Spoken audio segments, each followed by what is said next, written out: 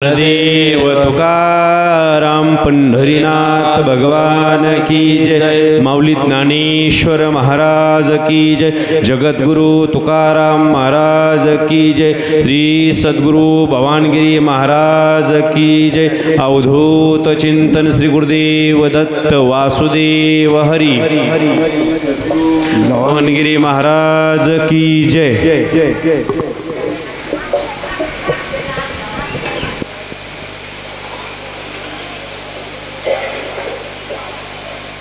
वक्रतुंड महाकाय सूर्यकोटि समप्रभ निर्विघ्नं कुरु मे देव सर्वकार्येषु सर्वदा। देव तुकाराम पंढरीनाथ भगवान की जय। माऊली ज्ञानेश्वर महाराज की जय। जगद्गुरु तुकाराम महाराज की जय। श्री सद्गुरु भवानगिरी महाराज की जय। पुंडलिक वरदे हरि विठ्ठल श्री ज्ञानदेव तुकाराम पंढरीनाथ भगवान की जय। माऊली ज्ञानेश्वर महाराज की जय। जगद्गुरु तुकाराम महाराज की जय। श्री सद्गुरु भवानगिरी महाराज की जय।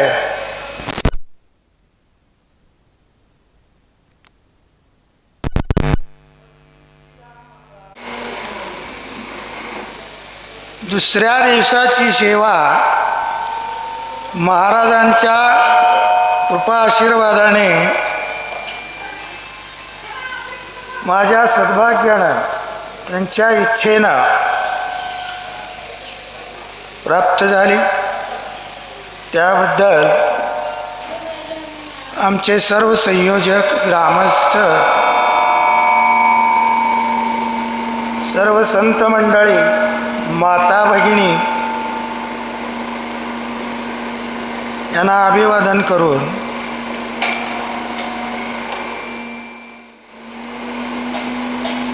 आजचा हा जो विषय आहे, योगायोग म्हणा,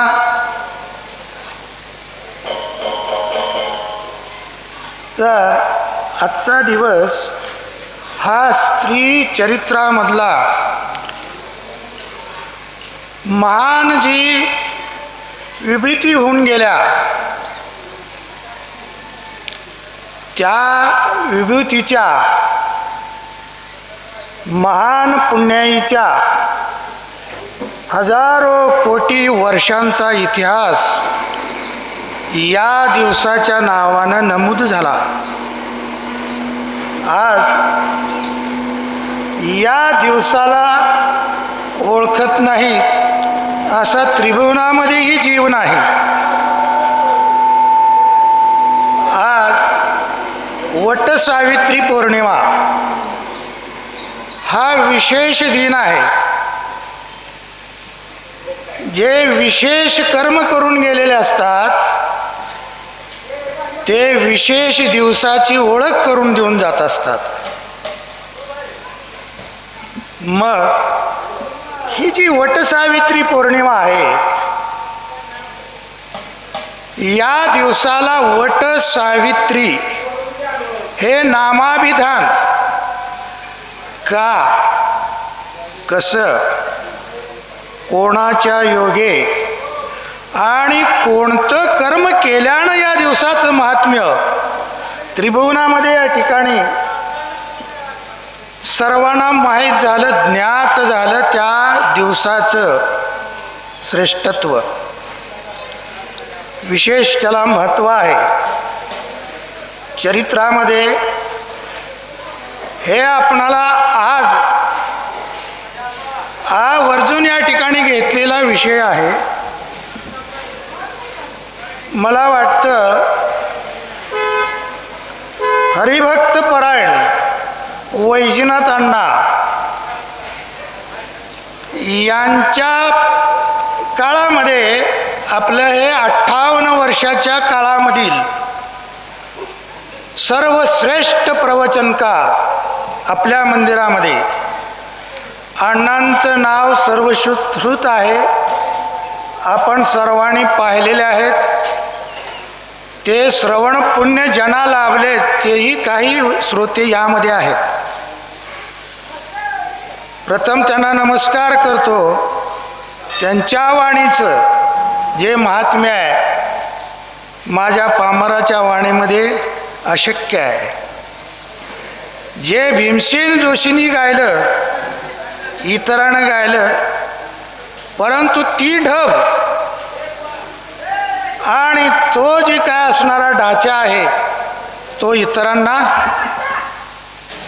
त्या समान सुद्धा होऊ शकत नाही. प्रथम सद्गुरुचरणी आणि अण्णांच्या चरणी लीन होऊन मी नम्रतेनं सांगतो. अण्णा या विषयावर दरवर्षी प्रवचन करायचे. पतिव्रता धर्म, वटसावित्री पौर्णिमा हा दिवस विशेष असायचा. अद्याप या आत्ताच वर्णन केलेलं आहे. तर योगायोगानं हा सेवेचा या ठिकाणी जो काय महत्भाग्यानं मला प्राप्त झालेला प्रसंग आहे, भगवंताची कृपा आहे, महाराजांची कृपा आहे, आपणा सर्वांची कृपा आहे. आजचा दिवस म्हणजे आपला दुसरा दिवस. या दिवसाला ज्येष्ठ शुद्ध पौर्णिमा म्हणजे वटसावित्री पौर्णिमा या नावानं या ठिकाणी माता भगिनींचा व्रताचा श्रेष्ठ दिवस म्हणून या ठिकाणी हा गणला गेलेला आहे. आज एक चतुर्थी, चतुर्दशी आणि पौर्णिमा. आजची पौर्णिमा सकाळी 7:31 सुरू होते. काल आज 21ला आणि उद्या सकाळी 6:37 हा दिवस पौर्णिमेचा मुहूर्त या ठिकाणी संपतो. म्हणून आजच या ठिकाणी या दिवसाला वटसावित्री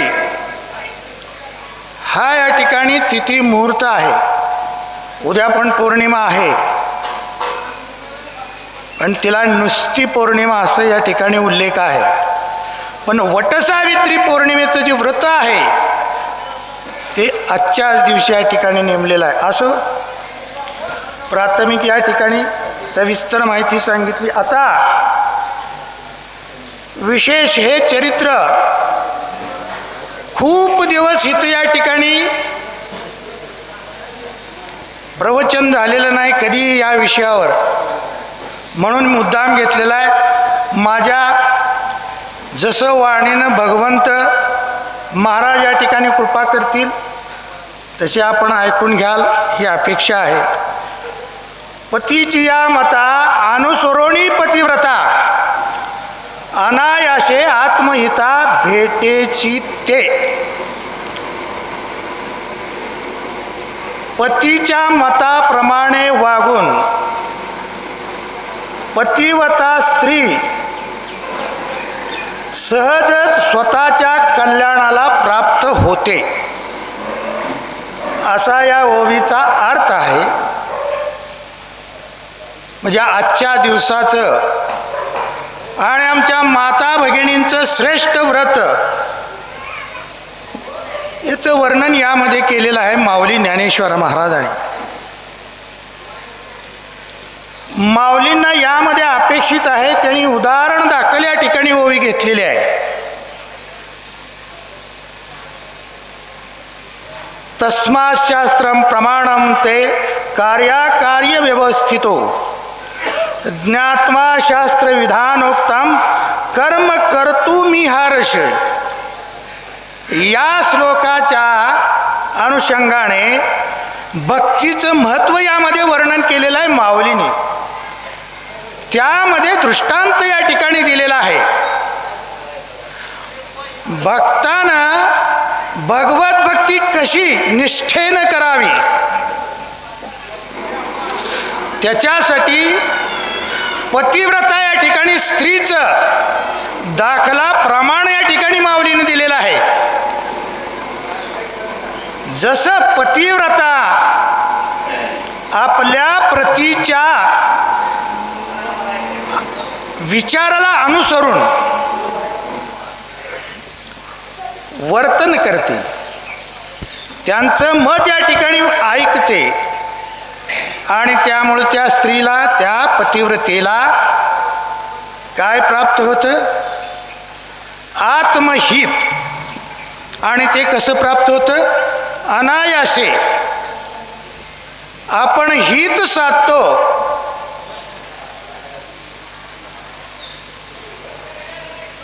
हित साधत असताना आत्महित या ठिकाणी हा शब्द उच्चारलेला आहे. हित असणारं प्रापंचिक हित आणि आत्महित यामध्ये या ठिकाणी त्यांनी वर्गीकरण केलेलं आहे. माऊलीनं इथं पतिव्रता जरी पतीच्या या ठिकाणी मताप्रमाणे अनुसरण करत असेल तर तिनं जसं आपल्या पतिव्रतेच्या व्रताच्या जोरावर आपल्या पतीचं संकट, आपल्या कुटुंबाचं संकट दूर केलं आणि त्या प्रपंचातलं आत्महित साध्य केलं, परंतु माऊलीने ती दोन्ही अर्थाने हे घेतलेलं आहे. पतिव्रता ही वरवर पाहता या ठिकाणी प्रापंचिक अवस्थेमध्ये पाहता हित, पतीचं हित, पतीची सेवा, साधी गोष्ट आहे. आणि पतीची सेवा केल्यानंतर मग तिचं हित अनायासे, कुठलंही दुसरं या ठिकाणी प्रयास करायची गरज नाही. एक गाव आम्ही विठोबाचे नाम आणिकाचे काम नाही. आता जर विठोबाला प्राप्त करायचं असेल तर त्या विठोबाचं नामस्मरण करा, मग इतर गोष्टी करायची काय गरज नाही. तसं पतिव्रतेला जर आपला आत्महित साध्य करायचं असेल तर पतीची या मता अनुसरोनी पतिव्रता अनायासे आत्महिता भेटेची, आत्महिताला भेटेल म्हणून सांगितलं, तिला मोक्ष प्राप्त होईल असं माऊली म्हणतात. तर यामध्ये या दिवसाला प्रत्येक पतिव्रता वटवृक्षाला त्या दिवशी व्रत करून 7 या ठिकाणी फेऱ्या मारते आणि त्या वटवृक्षाची आराधना करते, पूजा करते. त्यामुळं तिला ती म्हणत असते प्रत्येकजण, या 7 फेऱ्या मारत असताना मला हा 7 जन्मी पती मिळावा म्हणून हे वडदेवता तुला मी नमस्कार करते, तुझी आराधना करते. आणि म्हणून ती विनंती करते त्या वृक्षाला. बघा पतिव्रतेचं सामर्थ्य किती आहे. भगवंत तर प्रसन्न होईलच होईल, पण त्या वृक्षाला सुद्धा महत्त्व कशानं प्राप्त झालं? पतिव्रतेच्या पतिव्रता धर्मामुळे प्राप्त झालं. त्याबद्दल आपणाला विचार करायचा आहे. तुका म्हणे पतिव्रता तिची देवावरी सत्ता. पातिव्रत्याचं सामर्थ्य एवढं मोठं आहे. किती मोठं आहे? तुकाराम महाराजांनी सांगितलं की जी पतिव्रता आहे तिचं तपश्चर्या, तिचं महत्त्व देवापेक्षाही श्रेष्ठ आहे. देवावर सुद्धा सत्ता गाजवण्याचं सामर्थ्य त्या पातिव्रत्याच्या जोरावर तिला प्राप्त होतं. आणि आजच्याच दिवशी हे ज्या सावित्रीने या ठिकाणी प्राप्त केलं तिच्यामुळं हा दिवस या ठिकाणी इतिहासामध्ये, धर्मशास्त्रामध्ये या ठिकाणी वटसावित्री पौर्णिमा तिच्या नावामुळे या ठिकाणी प्रसिद्ध झाला. सगळ्या देवतांची नावं आहेत, देवतांची नावं आहेत, त्याचप्रमाणे त्याच या ठिकाणी असणाऱ्या लेवलमध्ये या ठिकाणी सावित्रीचं नाव गणलं गेलं. तिला कारण पतिव्रता धर्म तिनं कसा सांभाळला त्याचं महात्म्य या ठिकाणी असल्यामुळं या ठिकाणी या दिवसाला महत्त्व प्राप्त झालं. दोन्ही कुळांचा उद्धार केला. कशाच्या जोरावर? पातिव्रत्येच्या जोरावर. म्हणून स्त्री पात्र त्रिभुवनामध्ये या ठिकाणी सर्वश्रेष्ठ या ठिकाणी मानले गेलेलं आहे. अनेक धर्म स्त्रीला या ठिकाणी पाळावे लागतात. कुणाची तरी मुलगी, कुणाची तरी भगिनी, कुणाची तरी या ठिकाणी असणारी मैत्रीण, कुणाची तरी सून, कुणाची तरी पत्नी, असे अनेक नातं या ठिकाणी त्या महिलेला स्त्रीला सांभाळावं लागतं. आणि म्हणून तिला दोन्ही या ठिकाणीची कुटुंबाचा, दोन्ही कुळांचा उद्धारक असे या ठिकाणी स्त्रीची व्याख्या शास्त्रानं या ठिकाणी केलेली आहे. म्हणून या पतिव्रतेमध्ये थोर पतिव्रता अहिल्या, थोर पतिव्रता रेणुका माता, जमदग्नी ऋषीची पत्नी, परशुरामचंद्राची या ठिकाणी असणारी माता, हे चरित्र फार मोठी श्रेष्ठ आहेत. पण आपणाला आज वर्णन करायचं आहे सत्यवान सावित्री, हे या ठिकाणी वर्णन करायचं आहे. थोडक्या अवधीमध्ये या ठिकाणी आपणाला वर्णन करायचं आहे. म्हणून तो पूर्ण आपणाला लाभ प्राप्त व्हावा म्हणून इतर भक्ती मार्ग तर आपण रोज 58 वर्षामध्ये 58 गुणिले 7 दिवस, किती दिवस झाले पहा. इतके दिवस आपल्या परमभाग्यानं सद्गुरू भवानगिरी महाराजांच्या कृपेनं भक्ती मार्गाचं या ठिकाणी आपणाला अनेक महात्म्यांनी ज्ञान प्राप्त करून गेलं आणि ते आपणाला सर्वश्रुत आहे. आपण त्याचे या ठिकाणी भाग्यवान श्रोते आहात. ते वर्णन भक्ती महात्म्य तर या ठिकाणी 58 वर्षामध्ये आपण ऐकलं. म्हणून तर या भक्तीमध्ये आता जी नवविधा भक्ती आहे, भक्तीचे मार्ग किती आहेत थोडक्यामध्ये मी वर्णन करतो. 9 प्रकारे या ठिकाणी भक्ती करून भगवंताला प्राप्त करता येतं. त्यामध्ये श्रवण भक्ती म्हणजे आता जे आपण महंत ऐकता आहात, ही सर्वश्रेष्ठ 1 नंबरची भक्ती शास्त्रामध्ये या ठिकाणी वर्णन केलेली. ऐकणं, भगवंताचं चरित्र ऐकणं, भगवंताचं या ठिकाणी नामस्मरण ऐकणं, ही सर्वश्रेष्ठ या ठिकाणी 1 नंबरची भक्ती श्रवण भक्ती या ठिकाणी वर्णन केलेली आहे. त्या योगे आपणाला भगवंताची प्राप्ती करता येते. वाचायला येऊ अथवा न येऊ, नुसतं आपण एक चित्तानं जरी ऐकलं तरी त्या भगवंताची प्राप्ती होती. असे अनेक दाखले कित्येक लोकांचं नुसतं श्रवण करण्यानं आत्महित त्यांना साध्य झालं. वर्णन करायची आवश्यकता नाही. त्यानंतर 2 नंबरला कीर्तन भक्ती आहे, 3 नंबरला स्मरण भक्ती आहे. नुसतं डोळं झाकून भगवंताचं चरित्र आठवणं ही एक भक्तीचा प्रकार आहे, त्याला स्मरण भक्ती असं या ठिकाणी म्हटलेलं आहे. नंतर वंदन भक्ती, परमेश्वराला वंदन करणं, नमस्कार करणं, हा सुद्धा 9 भक्ती प्रकारापैकी एक प्रकार आहे. त्याचप्रमाणे दंडवत घालणं, साष्टांग दंडवत घालणं, काठी टाकल्यासारखं, त्याचं काय जास्त हे टीका टिप्पणी करायला नको. दंडवत घाला. आपणाला दररोज महाराजांचं दंडवत घालायचा योग दरवर्षी या ठिकाणी प्राप्त होतो. ती एक नवविधा भक्तीपैकी एक भक्ती आहे की ज्या योगे या ठिकाणी महाराजांची कृपा आपल्यावर होते आणि आहेच. त्यानंतर दास्य म्हणजे सेवा भक्ती. सेवा करणं ही सुद्धा या ठिकाणी भक्ती आहे. त्या योगे सुद्धा परमेश्वराला प्राप्त करता येतं. आत्म या ठिकाणी असणारच. जे काय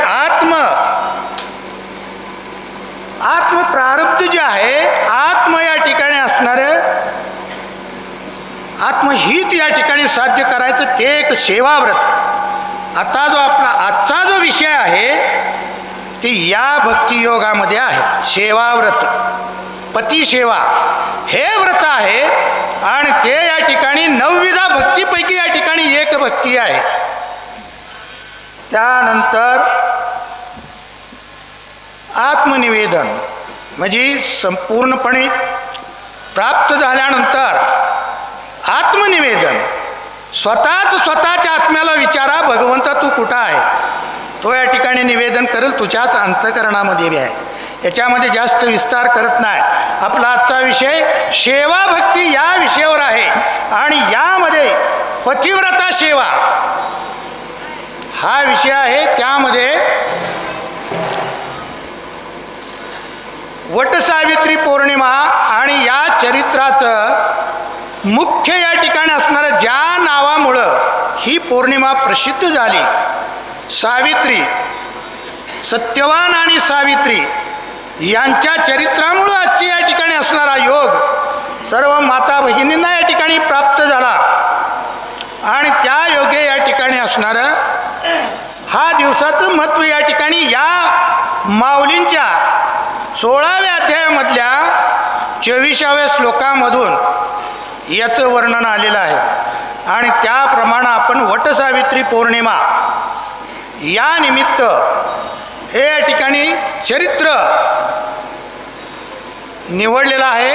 ऐकण्यासाठी आपणाला महाराजांच्या कृपेनं या ठिकाणी ते बुद्धी सुचली. योगायोगानं दिवस आला.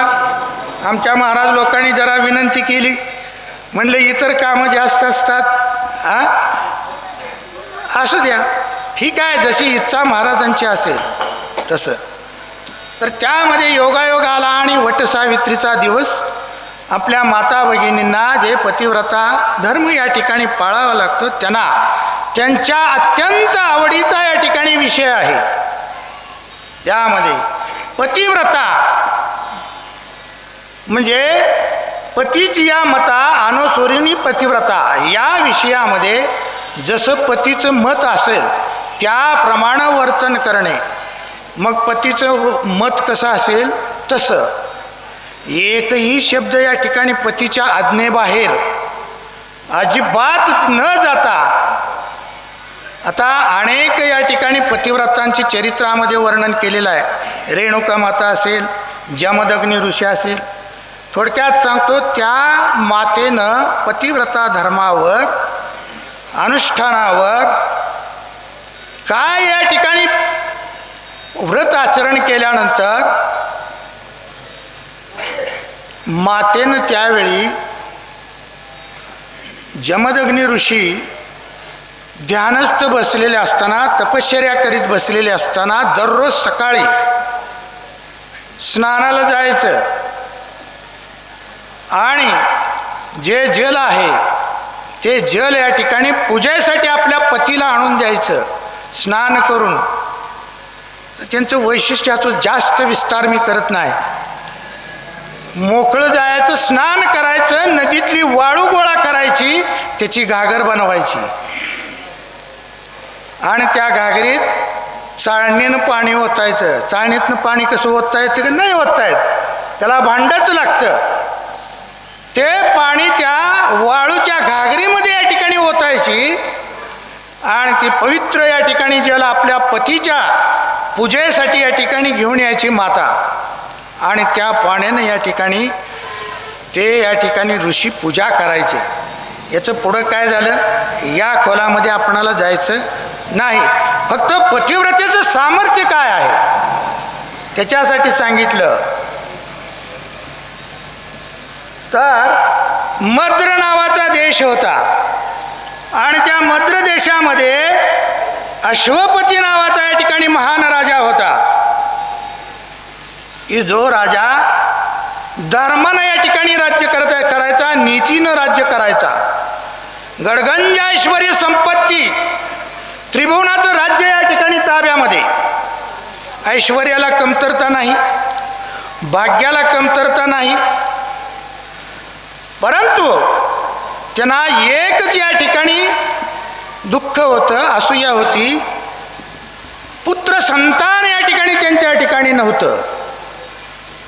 मग प्रत्येक माणसाच्या, प्रापंचिक माणसाच्या आयुष्यामध्ये पुत्रप्राप्ती नसेल, किती ऐश्वर्य असलं, किती जर सुखसमृद्धी असेल, पुत्रप्राप्तीशिवाय जो काय आनंद ना आहे तो आनंद मिळत नाही.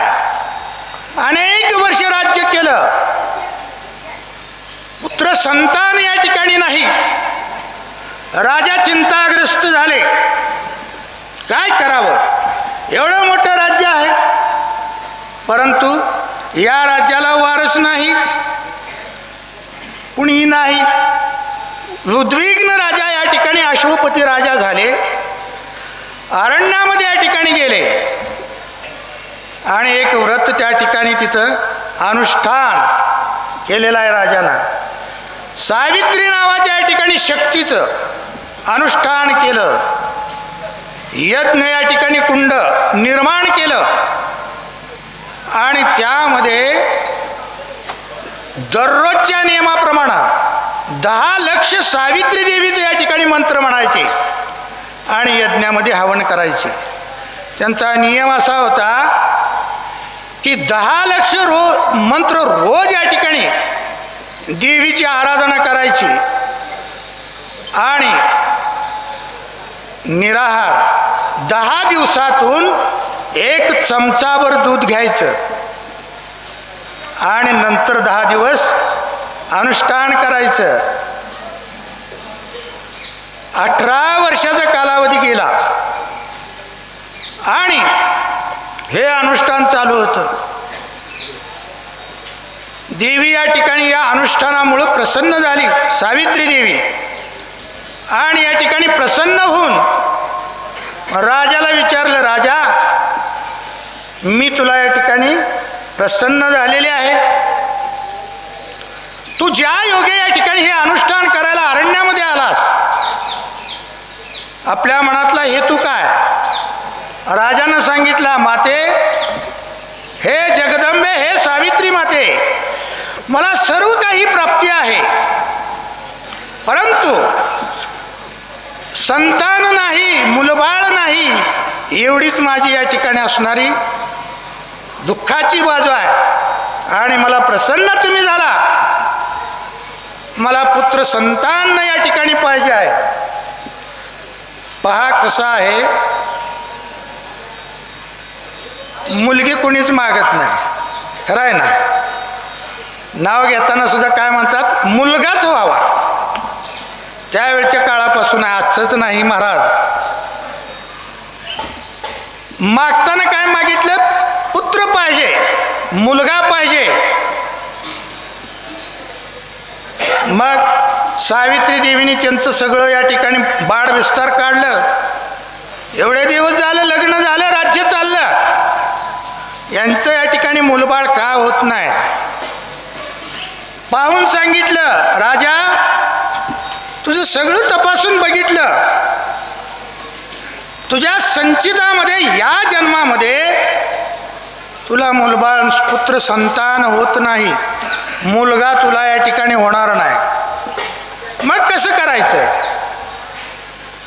तर देवीनं सांगितलं, मुलगा काय होणार नाही, पण तू एवढी 18 वर्ष या ठिकाणी माझी सेवा केलीच, तर त्या सेवेचा योगे मी तुला प्रसन्न झाले, तुला माग म्हणून या ठिकाणी मी आश्वासित केलं, एक मुलगी या ठिकाणी तुम्हाला प्राप्त होईल.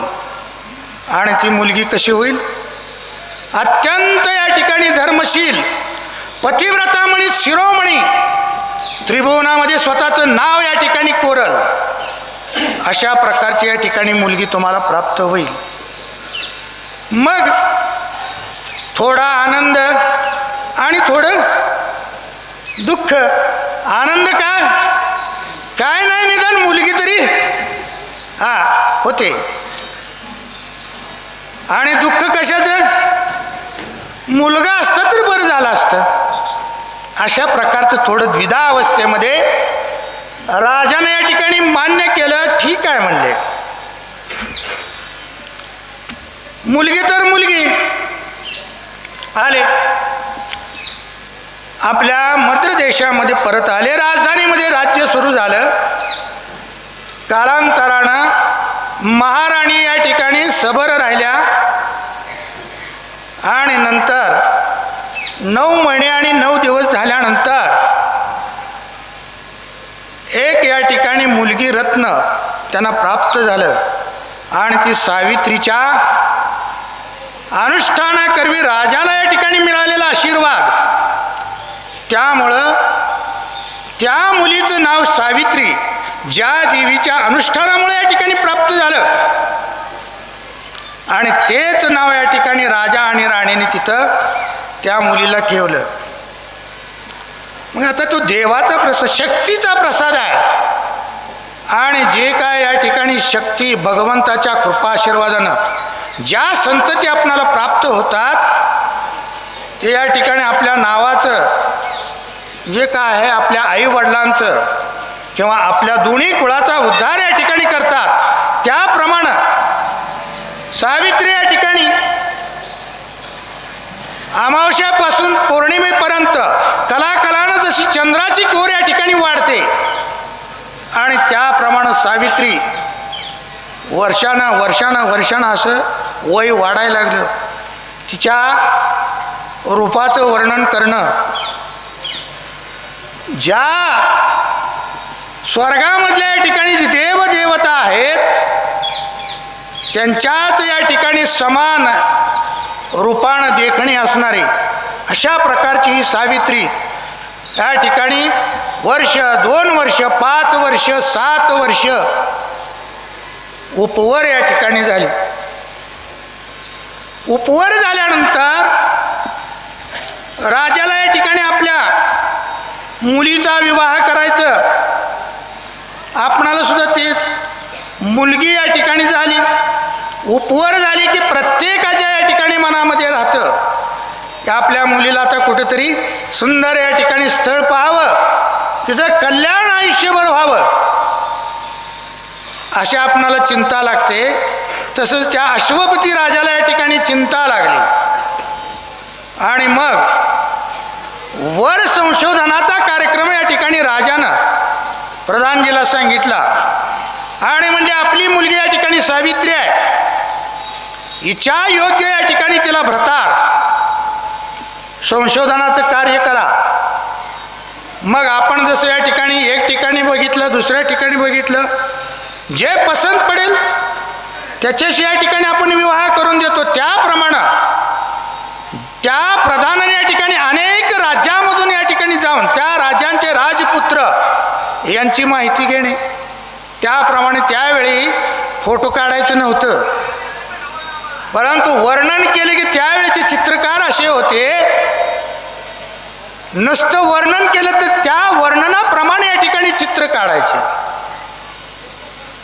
आता जे काय पोलीस खात्यामध्ये असतात बघा काय लोक, ते एखादं या ठिकाणी जर कोणी हवा असेल पोलिसांना तर ते न दिसता सुद्धा एखाद्यानं वर्णन करून सांगितलं की त्याचं चित्र रेखाटतात आणि ते प्रसिद्ध करतात आणि त्यांच्या हस्तकलेमुळं आणि ती व्यक्ती शोधून काढू शकतो. ते त्यांच्या या ठिकाणी असणाऱ्या जी कला आहे त्याच्या जोरावर या ठिकाणी करता येतं. त्याप्रमाणे अनेक या ठिकाणी राज्यातून वर संशोधन केलं, सांगितलं, परंतु एकाही या ठिकाणी असणाऱ्या वराचं तिचं समाधान झालं नाही, मला पसंतच नाही म्हणून. अनेक देवदेवता दाखवल्या, त्यासुद्धा पसंत पडल्या नाहीत. कारण का? हिचं या ठिकाणी असणारा जन्मचा एवढ्या मोठ्या शक्तीच्या आशीर्वादानं प्राप्त झालेला होता. मग तिची शक्ती किती असली विचार करा. मग त्यावेळी सुद्धा आपल्या याच्यात वर्णन आलं, चरित्रामध्ये वर्णन आलेलं आहे की मुलीला सुद्धा त्यावेळी अधिकार होता. आमच्या मनानं जर तुला पती पसंत नसेल, तू स्वतः जाऊ शकतेस आणि तुझ्या इच्छेप्रमाणे या ठिकाणी तुला पती प्राप्त करू शकतेस. अश्वपती राजानं सांगितलं की जा म्हणले, आमच्या सांगण्यापेक्षा तुला जो पसंत पडेल आणि त्यावर या ठिकाणी मला तू सांग, त्याप्रमाणे तुझा विवाह आणि तुझ्या इच्छेप्रमाणे या ठिकाणी करून दिला जाईल. त्याप्रमाणे सावित्री स्वतः या ठिकाणी यांच्याबरोबर दासदासी घेतल्या आणि वर संशोधनाचं कार्य सुरू केलं. हिंडत फिरत फिरत अनेक या ठिकाणी राज्यामधून राजकुमारांचा शोध घेत गेली. शाल्व नावाचं राज्य आहे, शाल्व नावाचा देश आहे आणि तिथला राजा धूम्रसेन नावाचा राजा होता आणि त्यांना सत्यवान नावाचा या ठिकाणी मुलगा होता. तिनं पाहिलं आणि तिनं ठरवून टाकलं, आता आपण विवाह केला तर सत्यवानाबरोबरच या ठिकाणी करायचा. ठरवलं. पुढचा वर संशोधनाचं कार्य संपलं. आपल्या इच्छेप्रमाणे आपणाला वर प्राप्त होतोय. आली परत आणि आल्यानंतर अश्वपती राजाला या ठिकाणी तिनं सांगितलं, आपल्या पिताश्रीला सांगितलं की शाल्व देशीचा राजा या ठिकाणी धूम्रसेन, त्यांचा मुलगा या ठिकाणी सत्यवान आहे. मी त्याला पाहिलं, मी त्याला पसंत केलेला आहे. विवाह केला तर सत्यवानाबरोबरच या ठिकाणी करणार. ठीक आहे म्हणून सांगितलं. राजानं तर त्यांना परवानगी दिलेली होती. ठीक आहे, तुझ्या इच्छेप्रमाणे या ठिकाणी तू निवडशील त्याच्याबरोबर मी लग्न करायला, तुझा विवाह करायला मी तयार आहे, असा यांचा विचार चालू आहे. एवढ्या अवधीमध्ये नारद मुनींची स्वारी तिथं हजर झाली. नारद मुनींनी सांगितलं, यांचा विचार चालू होता. मग आता लग्न करायचं आहे. आपण या ठिकाणी भटजींकडे जातो की बाबा अमुक अमका मुलगा, ह्याचे गुण किती, अमके किती, चमके किती, त्याप्रमाणे या ठिकाणी त्यांनी ते सांगितलं. नारद मुनींना विचारलं की शाल्व देशीचा राजा या ठिकाणी असणारा जो काय धूम्रसेन आहे, त्यांचा मुलगा सत्यवान आहे आणि आमची या ठिकाणी मुलगी सावित्री आहे. यांचं या ठिकाणी जी काय लग्नपत्रिका आहे आणि ती तुम्ही तुमच्यासारख्या श्रेष्ठ त्रिभुवनामध्ये ज्यांना जाण्याचा अधिकार आहे, एवढं सामर्थ्य त्यांच्याकडे आहे, त्यांना काम सांगितलं. नारद मुनींनी या ठिकाणी पाहिलं. पाहिल्यानंतर त्यांनी सांगितलं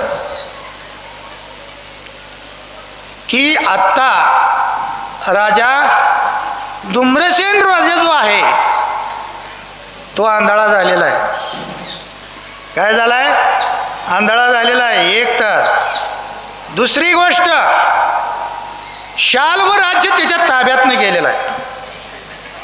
शाल्व राजावर त्यांच्याच या ठिकाणी असणाऱ्या दायाद म्हणजे त्यांच्या जवळच्या भावकीतल्या या लोकांनी ते राज्य त्याच्यापासून हिरावून घेतलं, दुर्बल झाला आणि ते राज्य त्याच्या भावकीतल्या लोकांनी या ठिकाणी घेतलं आणि राजाला या ठिकाणी त्या राज्यातनं हाकलून दिलेलं आहे. अशा प्रकारे नारदांनी वर्तमान सांगितलं. आणि आता सध्या धूम्रसेन राजा, त्यांची या ठिकाणी पत्नी आणि सत्यवान त्यांचा या ठिकाणी पुत्र, राजपुत्र राज्यापासून पदच्युत झाले आणि अरण्यामध्ये या ठिकाणी त्यांना अरण्यवास करावा लागतोय. त्यांना हाकलून दिलं. प्रपंचामध्ये असंच घडतं पहा. कोणाची संपत्ती कोणाला कधी जाईल सांगता येत नाही.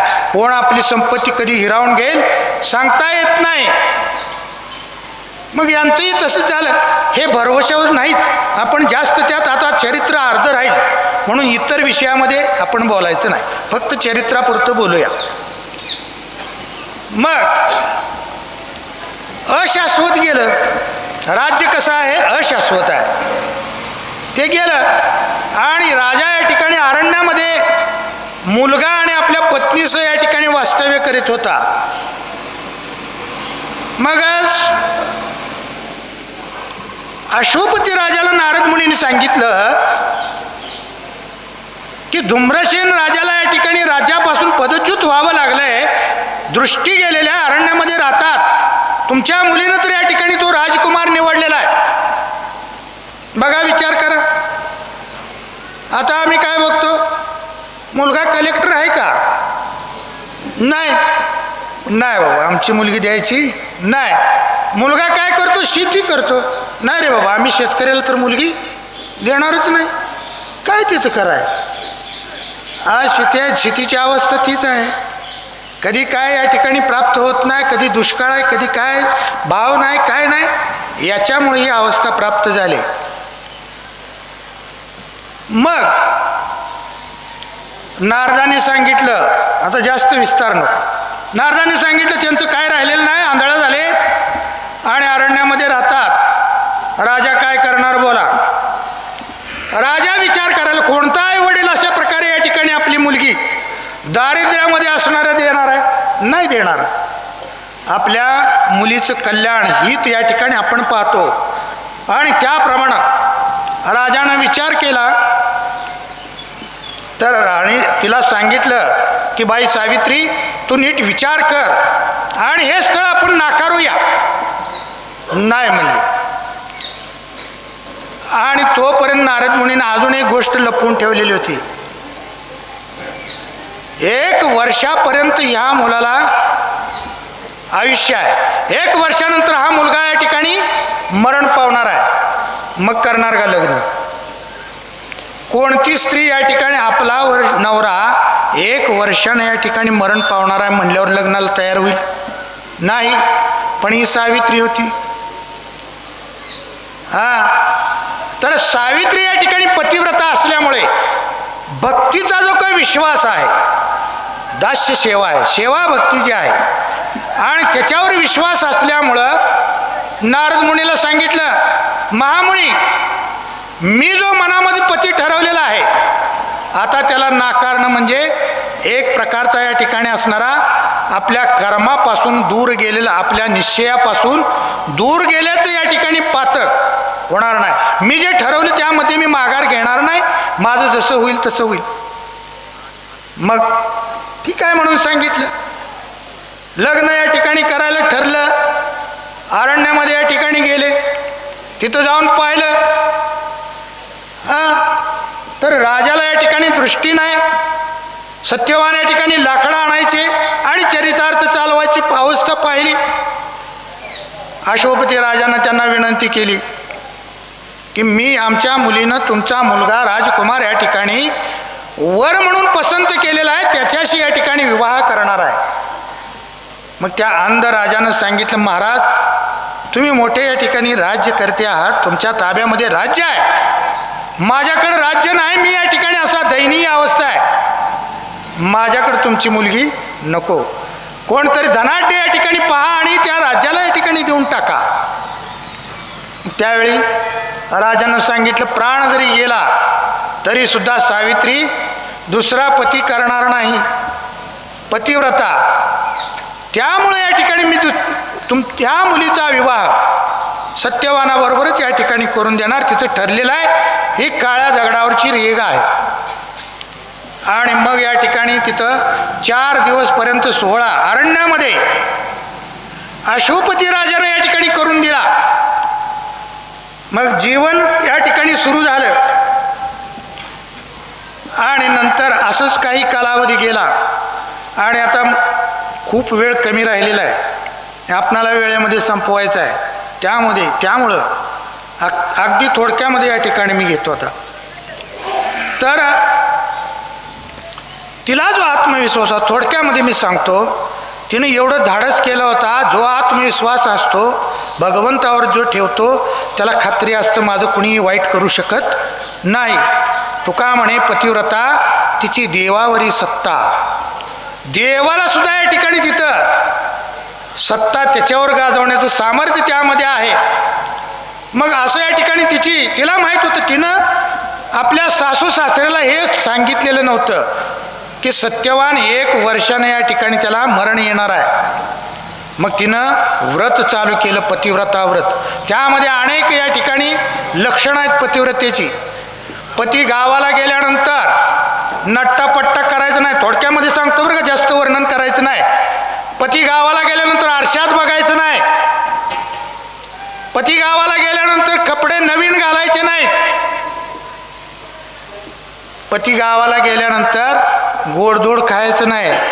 अनेक पतिव्रता धर्म या ठिकाणी सांगितलेले. म्हणून तिची देवावरी सत्ता, पती हाच परमेश्वर हा या ठिकाणी मानलेला आहे.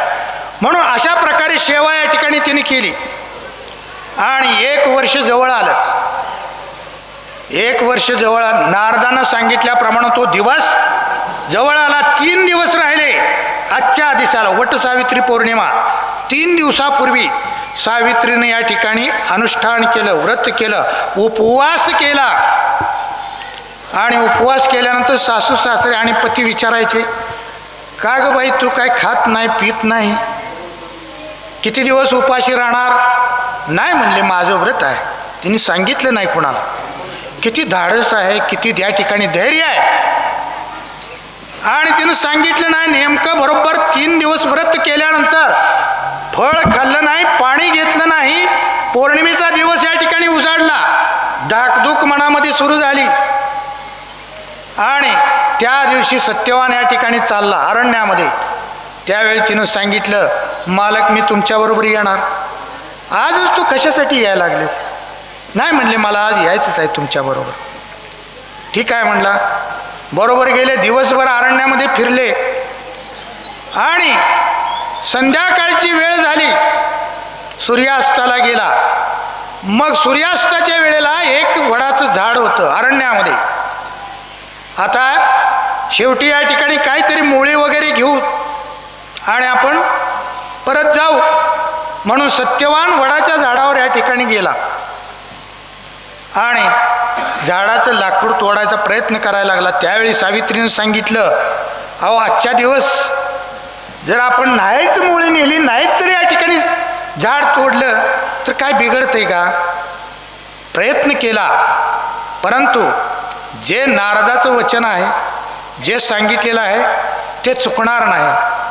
त्याप्रमाणे झाडावर तोडायला गेला. फांदी तुटली आणि डोक्यावर बसली. वरून धाड दिशी या ठिकाणी जमिनीवर पडला. पडल्याबरोबर मोठा या ठिकाणी झाडांचा त्या फांदीचा वार झाला मस्तकावर आणि तो जीव बेशुद्ध झाला. शोक करायला लागली, दुःख करायला लागली. आणि बाणावर येत नाही म्हणल्यानंतर हळूहळू प्राणज्योत मावळायला लागली. रात्र पडली, अंधार झाला. आणि मग या सत्यवानाला नेण्यासाठी स्वतः यमराज या ठिकाणी आले. थोडक्यामध्ये आता सांगतो मी. आले आणि त्यांचा जे काही सूक्ष्म जीव आहे तो या ठिकाणी काढून घेऊन सत्यवानाचा तो यमराज चालला. मग त्यावेळी हिला तो दिसला. कारण का? ती पतिव्रता होती, महान पतिव्रता होती. त्यामुळं तिला बघायला मिळाला. पतिव्रता झाल्यावर देवसुद्धा बघायला मिळतो बरं का. जास्त वर्णन नाही, आपणाला वेळ नाही. मग तो दिसला. दिसल्याबरोबर या ठिकाणी तिनं विनंती केली, आपण कोण आहात? येण्याचं प्रयोजन काय? तर तिला सांगितलं, तुझ्या पतीचं आयुष्यमान आज संपलेलं आहे आणि त्याला नेण्यासाठी मी आलो. तू महान पतिव्रता असल्यामुळं मी दूताला पाठवलेलं नाही. मी प्रत्येक पृथ्वीवरचा या ठिकाणी जो काय जीव आहे त्याला घ्यायला दूत पाठवत असतो.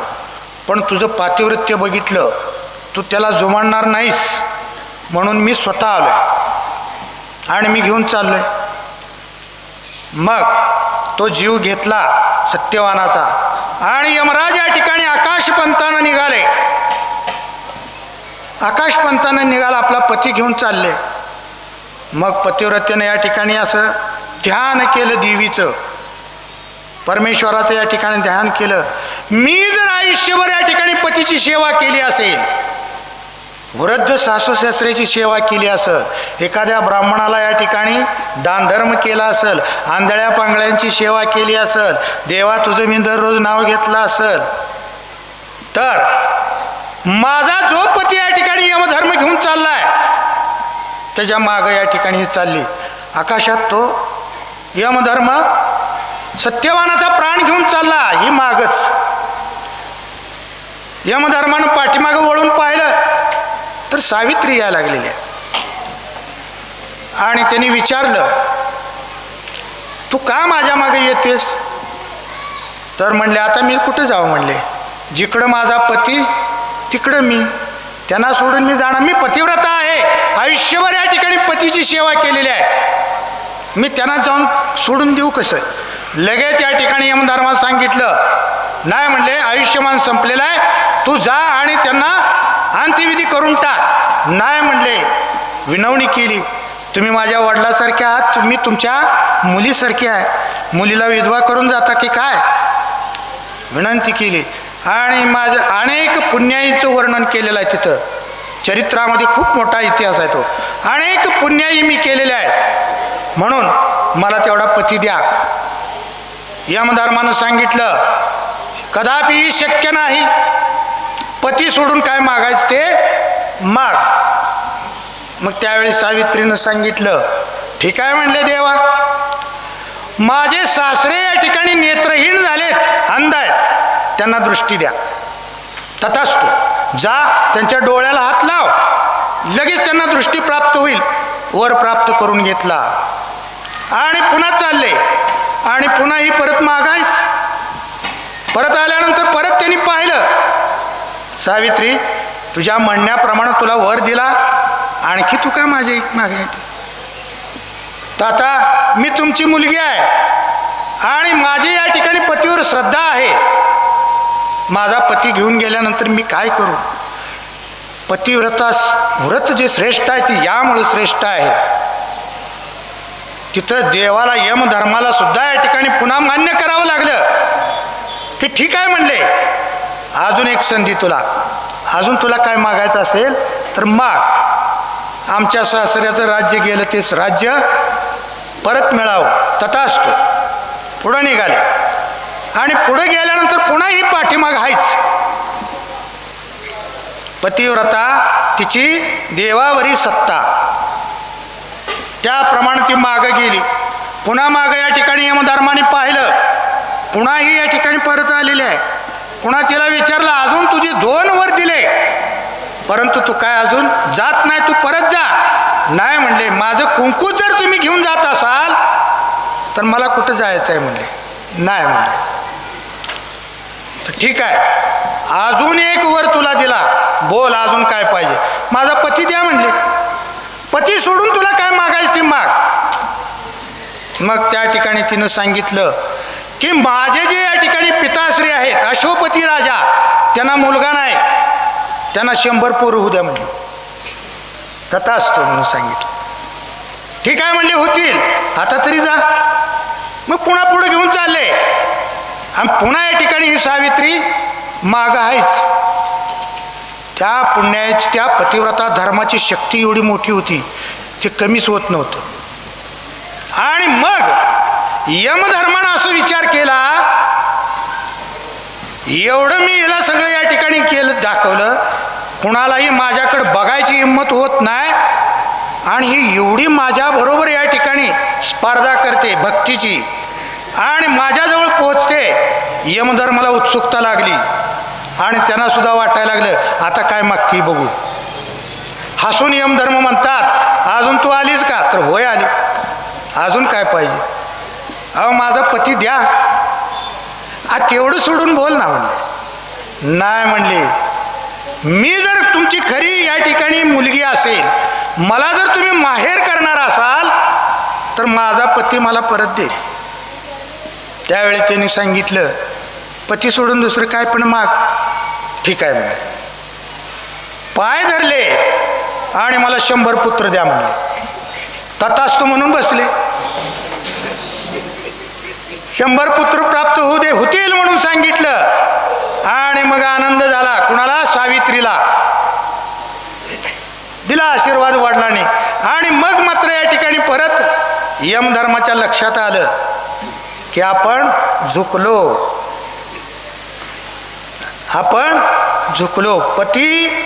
पतीची या मता अनुसरोणी पतिव्रता अनायासे आत्महिता भेटेची तिला जे प्रापंचिक जे काय तिची इच्छा होती, आत्महित होतं, ते प्राप्त देवावर सत्ता मिळवून या ठिकाणी तिनं प्राप्त केलं. 4 वर यमधर्माकडून प्राप्त केले. आणि आपला पती, आपल्या या ठिकाणी सासऱ्याची दृष्टी, आपल्या सासऱ्याचं राज्य, आपल्याला स्वतःला 100 मुलं आणि आपल्या वडिलांना सुद्धा 100 मुलं केला का नाही? दोन्ही घराचा उद्धार, दोन्ही कुळाचा उद्धार पातिव्रत्याच्या सामर्थ्यावर या ठिकाणी या सावित्री देवीने केला. आणि मग जा म्हणून सांगितलं, पतीच्या हनवटीला हात लाव, सत्यवान या ठिकाणी जिवंत होतील. गेली वडाखाली या ठिकाणी हनवटीला हात लावला, ताडकन झोपीतनं उठावा असं सत्यवान जागा झाल्यासारखे उठला. लगेच या ठिकाणी उठून बघितलं, तू इथंच कशी अजून? हे या ठिकाणी तिनं सांगितलं की काय नाही, तिनं वर्णन केलेलं नाही. अगं तू सकाळपासून काही खाल्लं नाही, काहीतरी खा. नाही म्हणले, आपले सासरे आणि सासू या ठिकाणी उपवास आहेत, त्यांना फळमुळं दिल्याशिवाय मी काही खाणार नाही. लगेच या ठिकाणी उठले, घरी गेले. आणि त्यावेळी सासऱ्याच्या डोळ्याला हात लावला, डोळे आले. त्याचप्रमाणे प्रधानजीनं त्या ठिकाणी ते राज्य हिरावून घेतलं होतं आणि ते युद्ध करून जिंकलं. शुभवार्ता या ठिकाणी सांगायला अरण्यामध्ये आला. महाराज आपलं राज्य आपणाला प्राप्त झालं. नंतर आपल्या पित्याला या ठिकाणी 100 पुत्र मागितलेले होते आणि ते पुत्र या ठिकाणी झालेले ते घेऊन या ठिकाणी स्वतः अश्वपती राजा या ठिकाणी अरण्यामध्ये भेटीला आले. आणि या ठिकाणी तिनं विचारलं पुन्हा यमधर्माला, ठीक आहे म्हणले पिताश्री, तुम्ही माझ्या या ठिकाणी पतीला जीवदान दिलं, पण त्याला आयुष्य किती? आता देताना पुढल्या वर्षी घेऊन जाचाल. त्यावेळी यमधर्मानं सांगितलं, काळजी करू नकोस, तू माझी मुलगी आहेस. 400 वर्ष. सत्यवानाला आयुष्य किती? 400 वर्ष. अत्यंत सुखामध्ये या ठिकाणी तुम्ही राज्य करचाल आणि तुम्हाला 100 पुत्र प्राप्त होतील. अशा प्रकारे या ठिकाणी आजच्या दिवसाचं महत्त्व आणि जे आपणाला थोडक्यामध्ये या ठिकाणी 1 तासामध्ये या ठिकाणी वर्णन करायचं होतं, जे महत्त्वाचे मुद्दे आहेत ते या ठिकाणी सांगितले. भक्तिमार्ग सांगणारे महंत भरपूर येतात जातात. चरित्र या ठिकाणी या दिनविशेषामुळे या ठिकाणी घेतलं. जे अण्णांनी अनेक वर्ष, अण्णाला माहीत आहे, वैजनाथ अण्णा आपणाला सत्यवान सावित्रीचं चरित्र सांगायचे आणि ते अनेक वर्षांनी योगायोगाला महद्भाग्य महाराजांच्या कृपेने या ठिकाणी प्राप्त झालं. जसं माझ्या थोडक्या मोडक्या वाणीने या ठिकाणी वर्णन केलं आणि ते आपण आनंदानं स्वीकारलं असेल अशी मी अपेक्षा करतो. आणि आता इथून पुढं अजून जे काय राहिलेले दिवस आहेत त्याच्याबद्दल सांगायचं, इतकं सुंदर नियोजन आपलं आहे की प्रत्येक कार्यकर्ता माझ्या महाराजांचं काम म्हणतो. लक्षात घ्या, एकही या ठिकाणी पंचकृतीतला व्यक्ती असा नाही की माझे महाराज या ठिकाणी आहेत, हा सप्ताह आम्ही केला पाहिजे. कोणालाही विचारलं तर ते काम राहिलं असेल, या अमकं करावं लागतंय, हे प्रत्येकाच्या या ठिकाणी अंतःकरणामध्ये भावना आहे. 58 वर्ष गेली. 58 वर्ष म्हणजे 5 तप एवढी पूर्ण होत आलेले आहेत. अत्यंत सुंदर असं या ठिकाणी नियोजन असतंय महाराजांच्या कृपेनं. सर्व ज्येष्ठ मंडळी, तरुण मंडळी, महिला, अनेक या ठिकाणी असणारे धर्मपंथाचे या ठिकाणी सहकार्य करतात.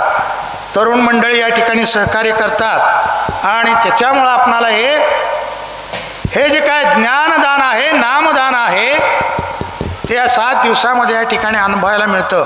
58 वर्ष पूर्ण झाली. इथून पुढचे जे काय 5-6 दिवस आहेत तेही असेच या ठिकाणी सुंदर अशा प्रकारे नियोजन होईल.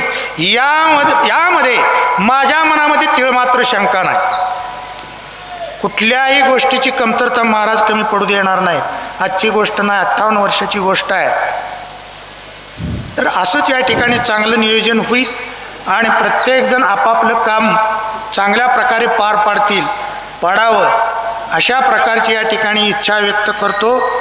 आणि आपण मला या ठिकाणी सर्वांनी संयोजकांनी विनंती केली आणि त्या विनंतीला या ठिकाणी महाराजांच्या कृपेनं या ठिकाणी मी मान्य केलं.